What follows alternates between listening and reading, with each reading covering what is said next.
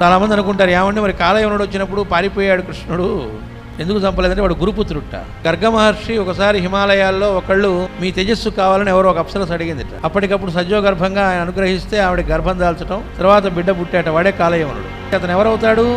గురుపుత్రుడు. గురుపుత్రుడిని వధించకూడదు, వాడెంత దుర్మార్గుడైనా. మహారాజు ముచ్చుకుందుడు దేవతలు ఆయన సహాయం అడిగారు, రాక్షసులతో యుద్ధం చేసేప్పుడు మాకు వచ్చి సహాయం చేయమని. ఆ వెళ్ళినందుకు వాళ్ళు వరం ఇచ్చారు, నువ్వు యోగ నిద్రలో చాలా కాలం ఉంటావు అని చెప్పేసి. ఆ యోగ నిద్రలోంచి మెళుకు వచ్చేప్పటికి పరమాత్మ స్వయంగా భౌతికమైన రూపంలో అక్కడ ఆయన పక్కన నిలబడతాడు. అది వరం. తనంతటి వాడు లేపడం చేస్తాడో వాడు నువ్వు చూడగానే వాడు భస్మం అయిపోతాడని కూడా చెప్పారు.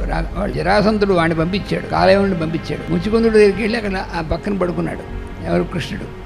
వాడు ఆ చీకట్లో వచ్చి పడుకుంది కృష్ణుని అనుకుని గట్టిగా అవుతుంది అన్నాడు. కాలయవనుడు భస్మం అయిపోయాడు ముచ్చుకుందుడు చూసేవాడు.